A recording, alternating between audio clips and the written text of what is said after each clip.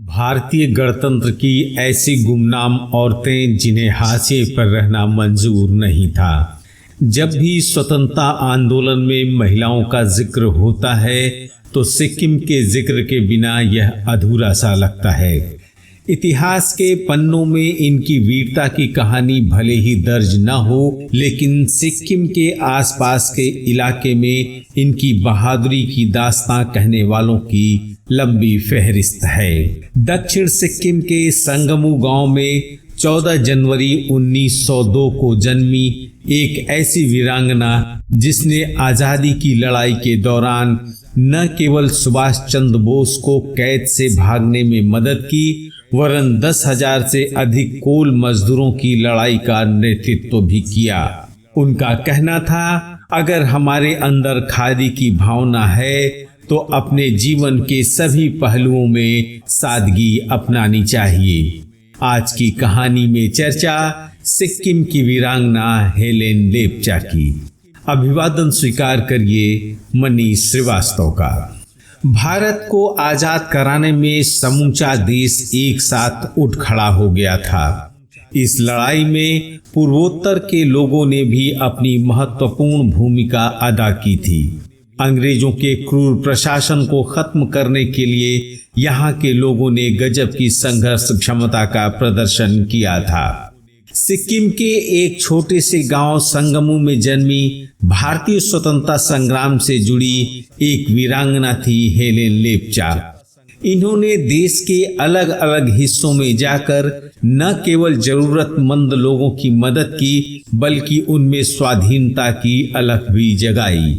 Directory of Indian women today 1976 के अनुसार जब नेताजी सुभाष चंद्र बोस नजरबंद थे, उन्हें भगाने में हेलन ने बड़ी भूमिका निभाई थी। जनवरी 1902 को श्रीमती अंचुंग लेप्चा के घर हेलेन लेप्चा का जन्म हुआ। हेलेन अपने 7 भाई बहनों में तीसरे नंबर की थी।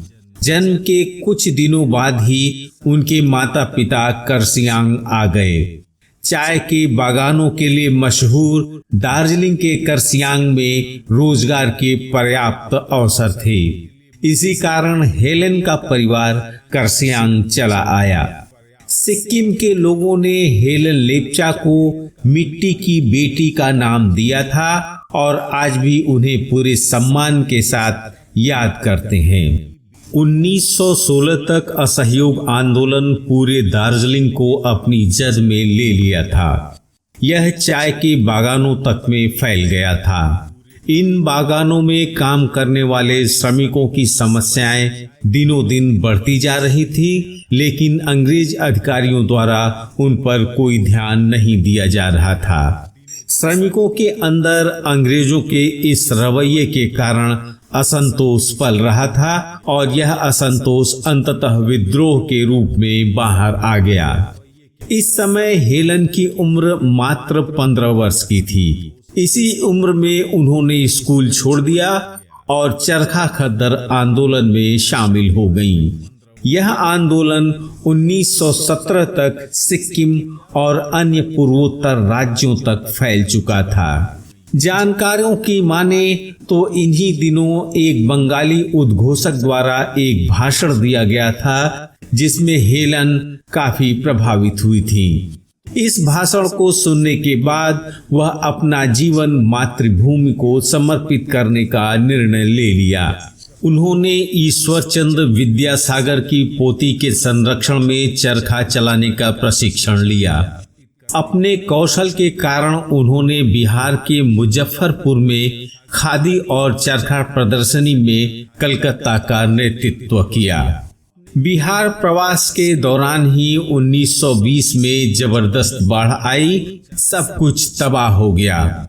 हजारों लोग इस बाढ़ से प्रभावित हुए। बाढ़ प्रभावित लोगों की सहायता के लिए हेलेन लेप्चा ने अपना सर्वोत्तम योगदान दिया। इसी दौरान उनकी मुलाकात महात्मा गांधी से हुई। महात्मा गांधी उनकी मानव सेवा से इतने प्रभावित हुए कि उन्हें साबरमती आश्रम आने का निमंत्रण दे दिया। उनके निमंत्रण पर हेलेन साबरमती आश्रम गईं और यहीं पर महात्मा गांधी ने उनका नामकरण सावित्री देवी किया। तभी से लोग इन्हें इस नाम से पुकारने लगे। हेलेन लेप्चा से सावित्री देवी बनी इस महिला क्रांतिकारी ने उत्तर प्रदेश और बिहार में, खासकर बिहार में कोयला उत्पादक क्षेत्रों झरिया, धनबाद, बनिकपुर, दानापुर, पटना और मुजफ्फरपुर में कांग्रेस लेबर यूनियन के साथ मिलकर काम करना शुरू कर दिया। आदिवासी मजदूरों के शोषण और प्रतिस्थापन के खिलाफ विरोध प्रदर्शन में सावित्री देवी ने झरिया कोयला क्षेत्र के 10,000 से अधिक खदान मजदूरों का नेतृत्व किया और तिरंगा फहराया। स्वतंत्रता आंदोलन की अलख जगाने और विदेशी सामानों के बहिष्कार को लेकर सावित्री देवी ने कर्सियांग और सिलीगुड़ी में घर घर जाकर लोगों को जागरूक किया। इसके लिए उन्होंने कई जगहों पर रैलियों का आयोजन किया और विदेशी सामानों में आग लगा दी। उनके इस अपराध के लिए अंग्रेज सरकार द्वारा उन्हें 29 जनवरी 1922 को गिरफ्तार कर लिया गया। इनके साथ 12 अन्य लोगों को भी गिरफ्तार किया गया। इन सभी लोगों को 3 माह दार्जिलिंग के सदर जेल में रखा गया। बाद में हेलेन लेप्चा की सजा को बढ़ा दिया गया और उन्हें 3 साल तक के लिए नजरबंद कर दिया गया। 1939 में सुभाष चंद्र बोस को अंग्रेजों ने पूना से दार्जिलिंग हिल्स स्थानांतरित कर दिया और उनके भाई शरद चंद्र के घर में नजरबंद कर दिया। इंडियन वुमन टुडे 1978 की निर्देशिका के अनुसार सावित्री देवी ने कर्सियांग में कैद से भागने और काबुल के रास्ते जर्मनी भागने में सुभाष चंद्र बोस की मदद की थी। हेलेन लेप्चा को उनके सामाजिक और मानवीय कार्यों के कारण लोगों द्वारा उन्हें हेलेन दीदी बुलाया जाने लगा। 1936 में हेलेन लेप्चा कर्सियांग नगर पालिका आयोग के लिए चुनी गई पहली महिला थीं। आजादी के बाद भी हेलेन ने अपने सामाजिक और मानवीय कार्यों को जारी रखा। उनके कार्यों को देखते हुए पश्चिम बंगाल सरकार के जनजातीय कल्याण विभाग ने 1958 में उनका सम्मान किया।